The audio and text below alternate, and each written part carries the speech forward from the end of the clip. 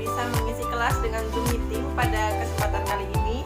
Nah, untuk gantinya Ibu berikan sebuah video pembelajaran terkait sistem pencernaan.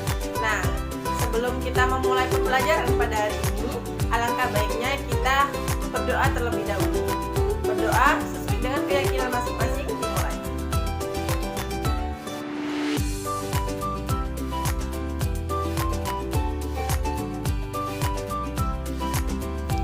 Berdoa selesai. Tujuan pembelajaran kita pada hari ini yang pertama adalah menjelaskan organ-organ saluran sistem pencernaan dan fungsinya, serta menguraikan fungsi dari kelenjar pencernaan. Sistem pencernaan manusia. Nah, apa sih sistem pencernaan manusia itu? Jadi, sistem pencernaan manusia merupakan serangkaian proses untuk menghaluskan dan memecah makanan yang masuk melalui mulut menjadi zat-zat yang lebih sederhana dengan bantuan alat pencernaan dan juga kelenjar pencernaan agar sari-sari makanan bisa diserap oleh tubuh kita. Pencernaan pada manusia terdiri dari dua jenis, yaitu sistem pencernaan secara mekanis dan juga secara kimiawi. Pencernaan secara mekanis merupakan pencernaan yang mengubah makanan yang awalnya kasar menjadi halus dengan bantuan gigi dan juga lambung. Sedangkan pencernaan secara kimiawi adalah suatu proses pencernaan makanan yang dibantu oleh enzim-enzim makanan. Untuk apakah sistem pencernaan manusia ini? Baik, terima kasih pertanyaannya. Sistem pencernaan manusia berperan penting dalam proses mencerna makanan dan juga minuman yang dikonsumsi oleh manusia setiap harinya. Makanan ini akan dicerna oleh organ sistem pencernaan, kemudian akan diubah menjadi energi, yang kemudian energi ini akan dimanfaatkan oleh manusia untuk menunjang proses pertumbuhan dan juga aktivitas manusia. Selain mengubah makanan menjadi energi, sistem pencernaan manusia juga berfungsi untuk mengeluarkan zat-zat beracun yang dibantu oleh organ aksesori sistem pencernaan. Organ-organ sistem pencernaan pada manusia terdiri dari mulut, esofagus, lambung, usus halus, usus besar, rektum, dan juga anus. Organ sistem pencernaan pada manusia yang pertama adalah rongga mulut. Jadi, di dalam rongga mulut ini terdapat lidah, gigi, dan juga kelenjar ludah. Nah, kelenjar ludah yang ada di dalam rongga mulut kita berfungsi untuk membasahi makanan, sehingga makanan ini akan lebih mudah untuk ditelan. Selain itu, kelenjar ludah ini juga mengandung enzim amilase, yang mana enzim ini akan berfungsi untuk mengubah karbohidrat menjadi glukosa atau bentuk gula. Inilah sebabnya jika kita memakan makanan yang mengandung karbohidrat, lama-kelamaan akan menjadi manis. Seperti contohnya saat kita memakan roti ataupun saat kita memakan nasi. Dalam rongga mulut juga terdapat lidah. Jadi, lidah ini berfungsi sebagai indera pengecap atau indera perasa. Lidah bisa merasakan makanan seperti rasa asam, asin, manis, dan juga pahit.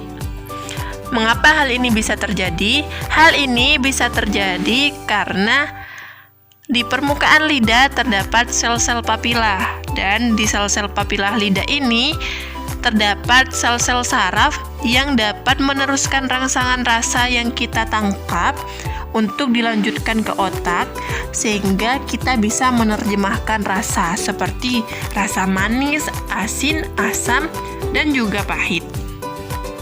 Jadi, berdasarkan gambar ini, lidah itu memiliki 4 area pengecap rasa. Yang pertama, rasa manis itu berada di ujung lidah. Rasa asin dan juga asam terletak pada pinggir lidah, sedangkan rasa pahit berada di pangkal lidah. Selanjutnya adalah gigi. Di dalam rongga mulut terdapat gigi. Gigi ini berperan penting dalam proses pencernaan secara mekanik. Nah, Gigi terdiri dari 3 jenis. Yang pertama ada gigi seri, gigi taring, dan juga gigi geraham. Variasi gigi ini memiliki fungsi-fungsi tersendiri. Gigi seri berfungsi untuk memotong makanan, gigi taring berfungsi untuk menyobek makanan, dan gigi geraham berfungsi untuk mengunyah makanan. Organ selanjutnya adalah esofagus. Esofagus ini berbentuk seperti tabung, menghubungkan antara rongga mulut dan juga lambung. Sebelum lambung, dalam esofagus ini terdapat cincin sfinkter yang secara otomatis bisa meregang dan juga menyempit. Saat ada bolus yang akan masuk ke dalam lambung, maka sfinkter ini akan membuka dengan sendirinya, lalu akan menutup dengan sendirinya. Dalam esofagus ini juga terjadi proses pencernaan secara mekanik, yang mana di dalam esofagus terdapat gerakan peristaltik. Gerakan peristaltik ini adalah gerakan mendorong makanan agar masuk ke dalam lambung. Organ selanjutnya adalah lambung. Lambung ini terdiri dari 3 bagian, yaitu fundus, badan, dan juga pilorus. Di dalam lambung terdapat HCl atau asam klorida.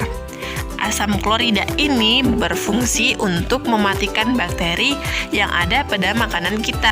Lalu ada enzim pepsinogen, yang mana enzim ini belum aktif. Jadi, enzim pepsinogen harus diaktifkan terlebih dahulu oleh asam klorida. Lalu, pepsinogen ini akan berubah menjadi pepton, dan fungsinya yaitu untuk mencerna protein. Kemudian juga ada enzim renin. Jadi enzim renin ini berfungsi untuk menggumpalkan susu. Dan dalam lambung juga terdapat mukosa.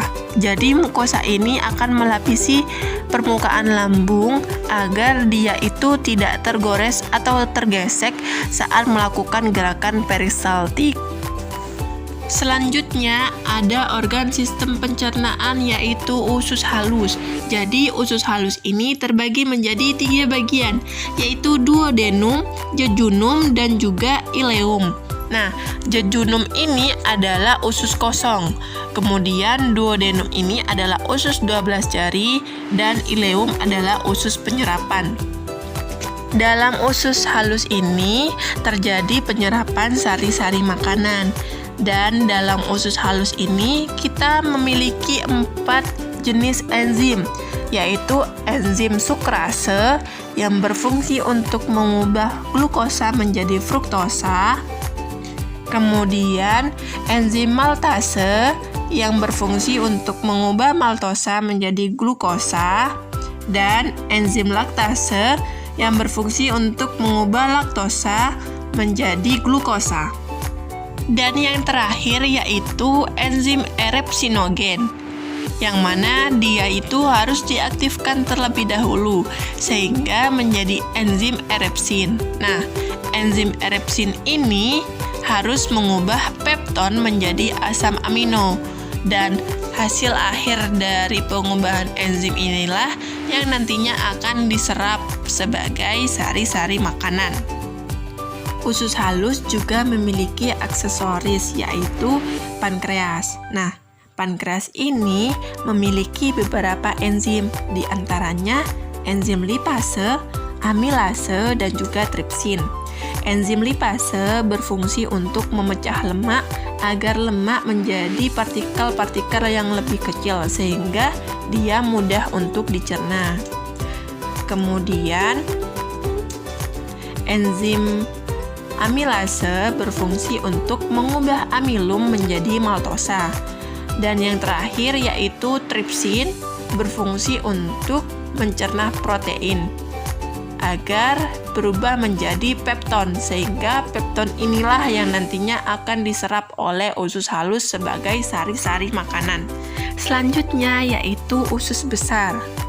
Usus besar dalam sistem pencernaan memiliki fungsi diantaranya sebagai reabsorpsi air atau penyerapan air, Jadi, usus besar ini akan menyerap air jika makanan yang kita makan mungkin terlalu encer, sehingga jumlah kadar air pada makanan itu akan diserap oleh usus besar supaya fesesnya nanti tidak terlalu encer. Kemudian, usus besar ini berfungsi untuk membentuk massa feses. Lalu yang terakhir, dia itu bisa membentuk mukosa atau lendir yang diperlukan untuk melapisi lapisan mukosa yang ada di dalam usus besar. Jadi, makanan yang sudah kita konsumsi setelah melalui beberapa proses di dalam organ pencernaan nantinya akan berubah menjadi massa feses.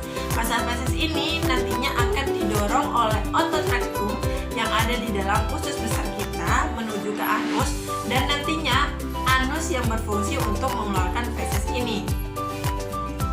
Baik, sekian video yang Ibu buat untuk sistem pencernaan ini. Jika ada yang perlu ditanyakan, silakan didiskusikan di WhatsApp grup kita. Baik, oke. Sebelum menutup pembelajaran, marilah kita berdoa sesuai dengan keyakinan masing-masing. Berdoa dimulai.